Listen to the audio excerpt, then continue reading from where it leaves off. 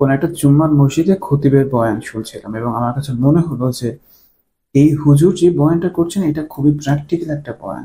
এবং আজকের দিনে যে রিসেন্ট ঘটনা মানে প্রশ্ন ফাঁসের যে ঘটনা তার সাথে খুবই কানেক্টেড। আমি একটু সংক্ষেপে তার কথাগুলো বলি।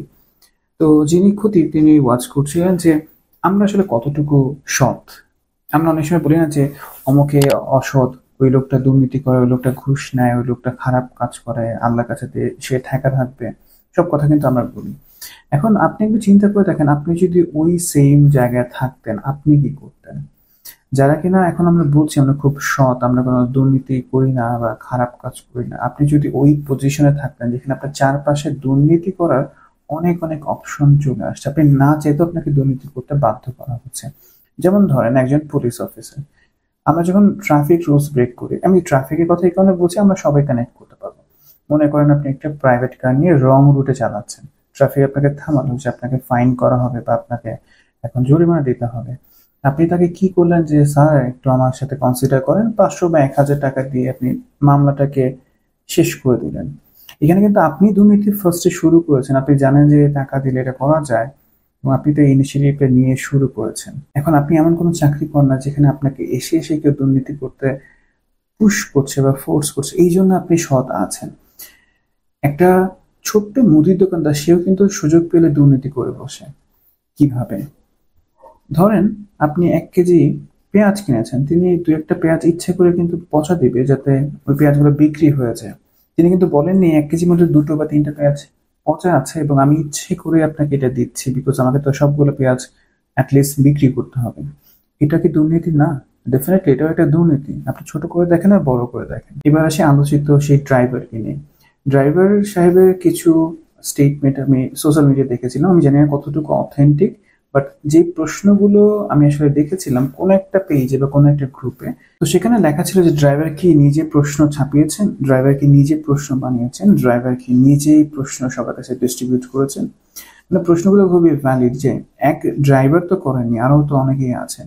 একবার ভেবে দেখেন কতগুলো মানুষ এর সাথে জড়িত। এবং আমার সবচেয়ে বড় প্রশ্নের জায়গা অ্যাজ এ ইন্ডিভিজুয়াল পার্সন সেটা হলো, আপনি কি কারণে প্রশ্নটা কিনলেন বলেন তো?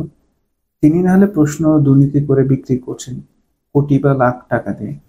আপনি কি কারণে কিনেছেন? কারণটা হলো আপনি জানেন যে এই চাকরি হারানোর কোনো ভয় নেই, এই চাকরিতে সিকিউরিটি আছে, এই চাকরিতে আপনিও যদি 1 কোটি টাকা ইনভেস্ট করে প্রশ্ন কিনে পাশ করতে পারেন বা কাঙ্ক্ষিত পজিশনটা হোল্ড করতে পারেন, আপনি 1 কোটি টাকা 1 বছরে কামাই করতে পারবেন। তো সবচেয়ে বড় দুর্নীতিবাজ কিন্তু আপনি, যিনি কিন্তু প্রশ্নটি কিনছেন। যিনি প্রশ্ন কিনে পরীক্ষা পাশ করলেন বা প্রথম দ্বিতীয় তৃতীয় স্থান অধিকার করছেন, তিনি কি বড় দুর্নীতিবাজ না? ডেফিনেটলি তিনি সবচেয়ে বড় দুর্নীতি করেছেন। আমি কখনোই ড্রাইভারের সাপোর্টে বলছি না বা যারা যারা এই প্রশ্ন ফাঁসের সাথে জড়িত তাদেরকে ভালো বলছি না, তারাও দুর্নীতি করেছেন, তারাও দুর্নীতির সাথে জড়িত। কিন্তু আপনি আমি কি নিজেদেরকে নিষ্পাপ বলতে পারি যে আমি কোনো দুর্নীতি করিনি, আমি একদম পিওর ছিলাম, আমি কোনো প্রশ্ন ফাঁসের সাথে ছিলাম না, আমি প্রশ্ন কিনিও নি? আমি জানি সবাই প্রশ্ন কিনে পরীক্ষা দিবেন না, বাট যারা যারা করেছেন তারা কিন্তু সাধু পুরুষ ছিলেন না, তারাও কিন্তু দুর্নীতির একটা পার্ট ছিলেন এবং তারাই কিন্তু বর্তমানে ভালো ভালো জায়গা দখল করে আছে, সম্মানিত জায়গায় বসে আছেন। আরেকটা কথা আমি মনে করি, আমরা দুর্নীতি শিখি আমাদের ফ্যামিলি থেকে। আপনার ফ্যামিলি পার্সন, আপনার বাবা হতে পারেন বা আপনার মা হতে পারেন, তিনি কিন্তু আপনাকে দুর্নীতি করা শেখান। কিভাবে টাকা দিয়ে লাইনে এগিয়ে যাওয়া যায়, ভালো একটা জায়গায় বসা যায়, যেখানে সবাই রোদের মধ্যে দাঁড়িয়ে আছে, আপনি একটু টাকা দিয়ে বা আপনার ক্ষমতা অপব্যবহার করে বা সুব্যবহার করে আপনি একটা ভালো জায়গায় বসছেন। এটা কি দুর্নীতি না? তো আপনি যদি দুর্নীতি একদম কোর থেকে মুক্ত হতে চান, আপনাকে একটা লেভেলে আসতে হবে যে আমি কোনো কিছু ফেভার নিব না, আমি ইন জেনারেল যে রুলসটা আছে সেই রুলসটা মেনটেন করবো। আপনি ঢাকা শহর বলেন, বাংলাদেশে বলেন, যেখানেই যাবেন সেখানে ছোট্ট করে একটা দুর্নীতি দেখতে পাবেন। এমন কোনো জায়গা নেই যেখানে দুর্নীতি নেই। তাহলে আপনি কিভাবে দাবি করছেন আপনি আসলে অনেস্ট আছেন বা আমি আসলে অনেস্ট আছি? আমরা কতটুকু অনেস্ট আছি? প্রশ্নটা কিন্তু রয়ে যায় সব সময়, আমরা কতটুকু অনেস্ট?